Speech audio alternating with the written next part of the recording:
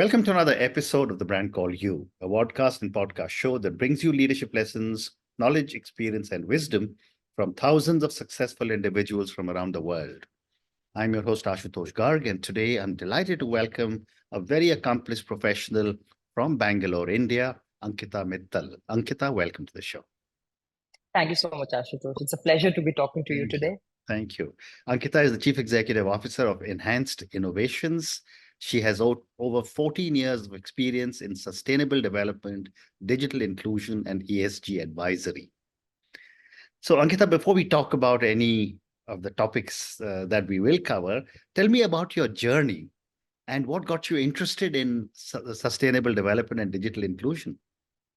So I started my education after school as an electronics and communications engineer. And that naturally led me to following into the telecommunications space. I was doing research management, where I was working with prolific researchers from across the country who are addressing the most basic communications, telecommunications problems that India was facing back in the 2008, 2009 period. And while working with them, I got to understand a little bit about digital inclusion. What does that mean? What does last mile connectivity mean, and all of that? And then when I came back for my second stint in telecom, this was around when Digital India was launched. So the digital inclusion piece became a mandate for all telecom service providers, and I got to be a part of that journey to travel the length and breadth of the country to get connectivity to everybody. And that's when I saw that digital connectivity is just one of the problems. And there are so many other grassroots level challenges that people grapple with that need to be addressed, in addition to, of course, getting them digital connectivity. And that sort of got me very curious as to what kind of solutions can be developed to address these grassroots level challenges. How do we make sure that sustainable development is not pocketed, it's inclusive, and it's for everybody in the country? And that sort of led me into making a career in sustainable development, and then, of course, starting Enhanced Innovations. How wonderful. So let's talk about sustainable development now, Ankita. How has your engineering background influenced your approach to sustainable development? So one very clear thing that I can identify is my affinity for technology and technology-based solutions to address sustainable development issues. And that, I think, makes it, it's very common, right? Every solution has some way or the other integrated or a component of technology in it. As an engineer, I was able to understand that more inherently easily and see the wider application of these solutions. And that's how I think that has influenced my ability to look at sustainable development solutions from a slightly different lens. People-centric, yet technology-centric. Well said. And what do you believe, in your view, are the most significant barriers to achieving the SDGs at the grassroots level? And how can technology play a role in this? So a lot of different factors play into why certain SDGs become challenging to achieve for certain pockets within the country. One thing is that access to information. There's information asymmetry. There's the people who have information who are able to make informed decisions. Then there are those who don't have that. And while that is changing and that gap in information is being bridged through many different interventions, technology, all of that, but that still remains. There are societies that are very disconnected, and they need to be brought into this onto the information highway, so to say. So technology, of course, is the biggest enabler in that piece, where you just give them access to affordable, accessible broadband, and then eventually information becomes commonplace for everybody. The second is there are cultural barriers, Ashutosh, and those cultural barriers, they require a more nuanced understanding of how to work with those communities. I think we cannot disregard how a community has been functioning over eons and then suddenly bring in our version of development to them and say, okay, now this is what you need to do, and then you'll be developed. Right. So it requires a little bit of tweaking the approach, and I think that would sort of kind of get them into the fold as well. So access to information and cultural sensitivities would be two things that I would say are barriers. Yeah, I agree. And what strategies have you found to be most effective to engage communities in the sustainable development initiatives? So a couple of things that come to mind. Number one, which is very critical, is what I've experienced, is trust building with the communities that we work with.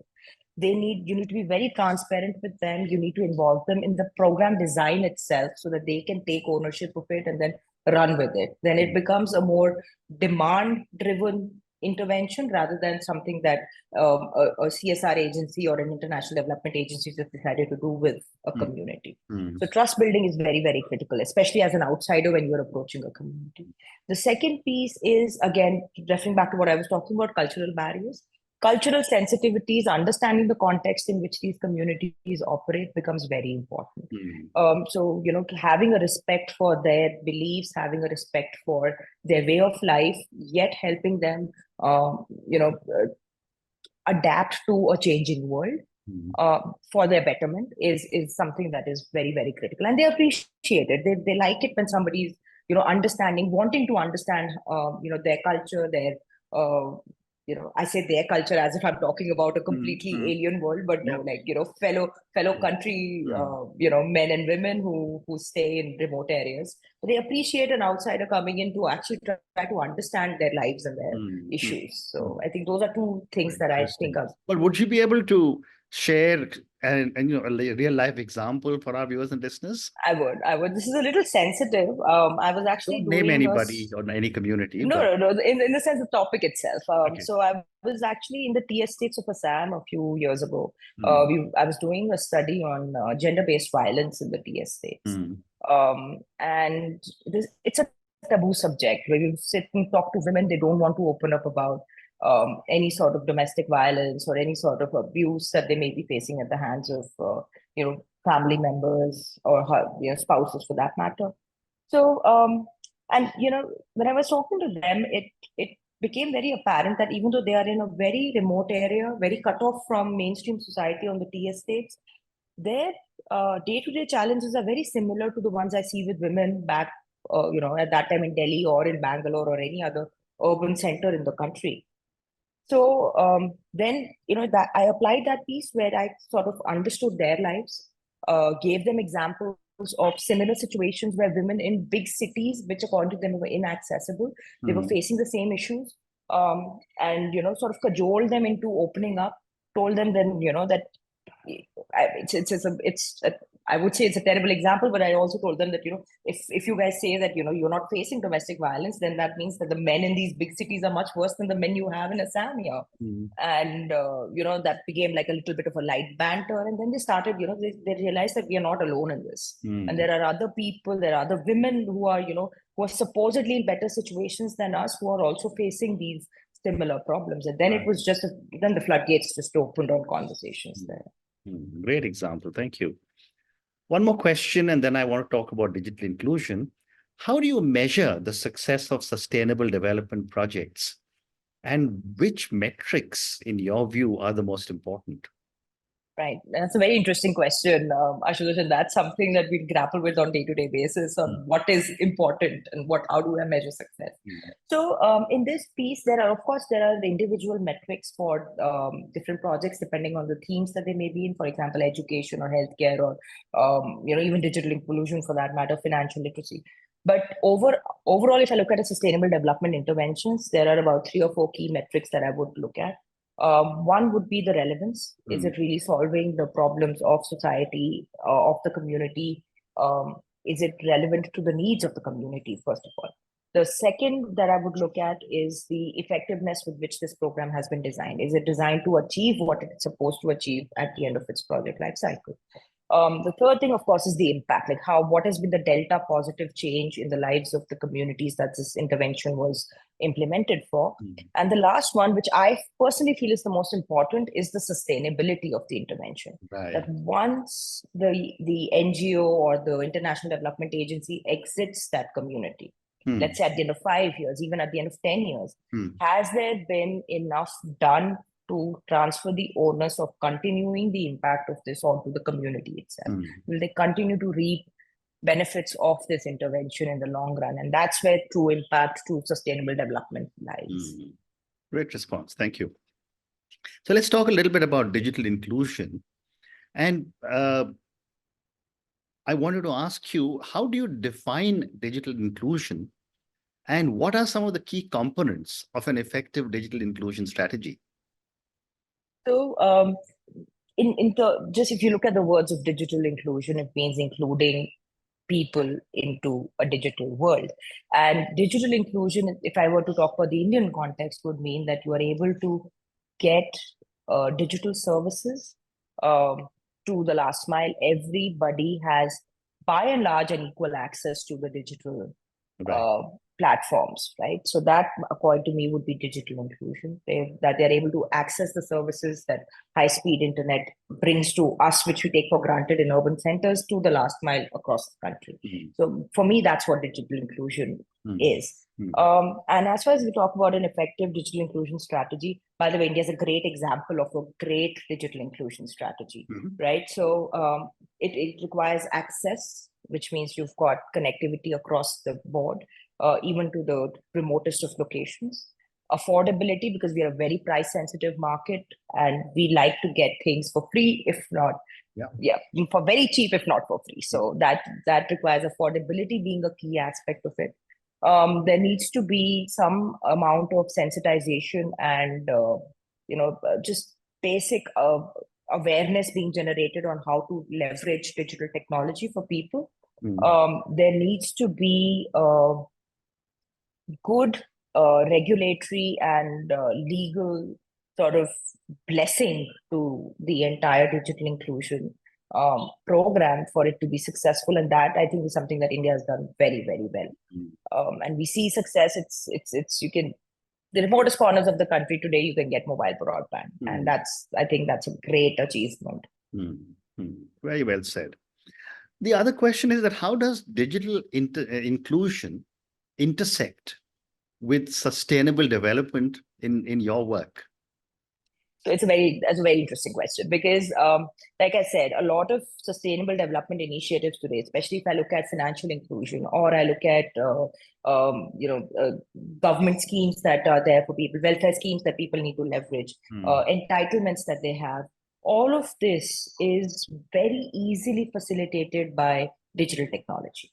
Everything, you've got an app on your phone, you're able to see what you're eligible for. You can sign up for services, you can access your bank account. You don't need to be physically present at a government office, stand in lines, get your documentation done. And slowly but surely, and I'll give you an example. There's an organization called Haq Darshak, if you've heard of them, and they've become very popular in recent times. They're featured on Shark Tank and all, and they are actually doing a lot of this. They're doing formalization of micro entrepreneurs, and they're sort of just getting them connected. And a big tool for that is a mobile phone. So digital inclusion can just open up a world of opportunities when it comes to even sustainable development. I'll give you another example of municipalities of Y and Sinnar in Maharashtra. Their fecal sludge management was a problem. Now they've got an app. The municipality has an app that is there with everybody in the municipalities, and they just need to schedule their desludging on that app. They don't need to call up anybody. They don't need to do any of that. They just request a desludging on the app, and that's it. That's done. Amazing. So it's a very small application of it, but you can see the change that it brings to an entire ecosystem. That's so amazing, and as you were talking, I was thinking, when I was growing up, the joke we always used to be, one government department comes and lays the road, the next morning another one digs it because they've got to put a pipe underneath it, so. Absolutely. Wonderful. Well, I mean, Ashutosh, that hasn't changed too much, but at least now we've got mobile phones to complain about it all. I agree. So one more question on digital inclusion, and then I want to talk a little bit about ESG. How do you see the role of digital literacy evolving in the next few years? It's a multi-layered question, I would say, Ashutosh, because digital literacy, while as we know it today, of actually just teaching someone how to operate a digital device or accessing the internet, that piece will stay because we still have a long way to go before everybody's 100% digital literate. But how this will evolve, how I see it evolving is there will be a lot of upskilling and reskilling required in terms of digital skills. Now we have AI, we have machine learning, we have blockchain, we have so many other interesting and new technologies that are evolving every day. And as a workforce, heavy economy where we are able to have so many people just contributing to services, especially in the technology space. I think that's where I see it going. There'll be a lot of reskilling and upskilling that will be involved. You will have a lot of sort of integration of these technologies that I spoke about will play a role in how do you actually educate people about digital technologies, right?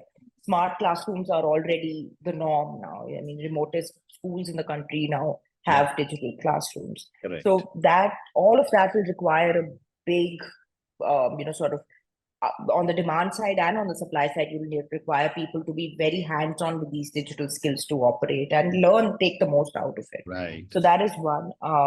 Those are aspects I see where, largely digital literacy is going to go.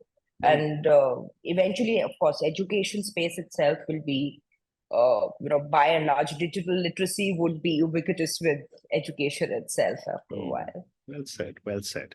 So, Ankita, let's now talk about the last segment of our conversation, which is ESG, environmental, social, and governance points that all corporates are looking at and everyone is looking at. There was CSR some time back, then it morphed into ESG. My first question is, what are some of the common pitfalls companies face when integrating ESG principles into their normal daily workings, and how can this be avoided? Absolutely, sir. So a few things come to mind on this, Ashutosh. Number one is that when certainly organizations try to go about integrating ESG without having a clear roadmap or a strategy on how to do this, right? So sometimes what happens is they either end up biting off more they can chew in terms of integrating ESG, or it's too little, which is not going to help them even meet the mandates, forget about actually transforming their business operations. So that is one. The second piece is lack of leadership commitment to it, because at the end of the day, successful ESG integration requires it to be woven into the ethos of the organization. It cannot be ESG separate and my business operations separate. And that sort of an integration comes from the top when your leadership embodies it. So that is another pitfall. If that doesn't happen, the culture doesn't change and you don't see an adoption of ESG principles across the organization. The third piece is greenwashing, and that's become a very common term now, and a lot of discussion happens around it, and that's a real pitfall for organizations to fall into. What is good, genuine work, and what is just lip service? And consumers are intelligent enough to know the difference now, and so that's another pitfall to be avoided. And one thing that can really help put all of this together, going back to my first point, is a good ESG strategy and a roadmap that breaks down the integration, that creates buy-in with all internal and external stakeholders, gets the management on board, drives what is optimum for the organization. So that, I think, is the key piece that would help them avoid these sort of situations. Well said. And what role does leadership play in fostering a culture that values ESG? Absolutely. That's a very, very valid question. And like I had mentioned earlier, leadership commitment is key, right? If you don't have that, the integration is just going to fall apart. And there's a reason for that, because every organization has a value system, and that value system is typically demonstrated, embodied, and vocalized by the top management. And when I talk about integrating ESG into an organization's functioning, into its value system itself, then that change needs to be seen on top. Right. So if I have my C-suite talking about how important being environmentally conscious in our business operations is, being socially conscious, or having great governance in place, is that trickles down. So, and then otherwise, if you look at it, if the top management is not interested, then that trickle down effect becomes very slow or minimal. And then to get somebody who's at the nth hierarchy from the top management, to get them to be convinced about bringing about a change becomes near impossible. So the management needs to really shout from the rooftops that this is what the organization is now. Well said. So time for two more questions for you. My next question is, what are some innovative ways companies can enhance their ESG performance?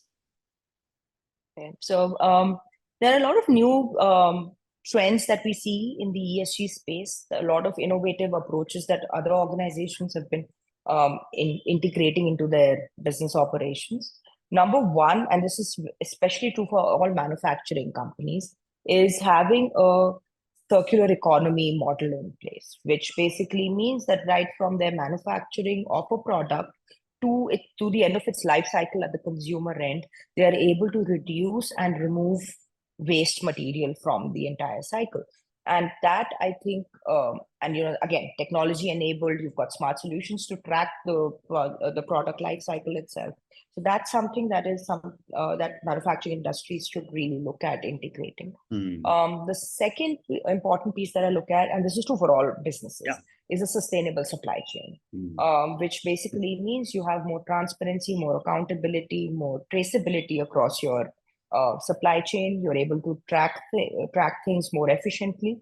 Resource optimization, again, that will lead to environmental impacts as well. It will lead to fairer real labor practices down the supply chain. So that is the second piece. And there are different approaches to this, and there are some very, very innovative technology-driven solutions that are being implemented for this as well. Well said. And my last question to you, Ankita, how can companies balance profit motives with the need to adhere to ESG principles? That's literally the first question that's $1 billion question. And that's the first question we get asked every time I walk into a room with the leadership of an organization. It's like, what's in it for me? And so this is actually one, I'll give you an example for this. One company that has done this very, very successfully across their global operations is Unilever. They have literally, now if you look at their website also, the ESG is not separate from what they do on a day-to-day basis, right? Everything is accounted under an ESG pillar. And that's a fabulous way of transforming your operations. And that's one way to do it. So ESG is no longer something that you must do to look good. It is something that you must do to maintain a competitive advantage in the market and be attractive to investors. There are multiple studies on how consumers are now, they're willing to spend that much more extra when they go shopping, if they see it's a sustainable product or it's a conscious product that they'll be buying. There are multiple studies on how investment has been routed through to ESG friendly or more conscious businesses. So it makes a business case for itself. It's no longer, there used to be a time when sustainability or CSR or any sort of ESG related activity would be kept separate from business as usual. And now ESG is business as usual. Absolutely. And on that note, Ankita, and your amazing comment, I think necessary for companies to build ESG into their DNA. Thank you so much for speaking to me about your own amazing journey. Thank you for speaking to me at such length about sustainable development, about digital inclusion, and about ESG. I learned. My absolute pleasure. Thank you. Thank you so much, Ashutosh. It was a pleasure talking to you. Bye. Thank you for listening to the Brand Called You videocast and podcast, a platform that brings you knowledge, experience, and wisdom of hundreds of successful individuals from around the world. Do visit our website www.tbcy.in to watch and listen to the stories of many more individuals. You can also follow us on YouTube, Facebook, Instagram, and Twitter. Just search for the Brand Called You.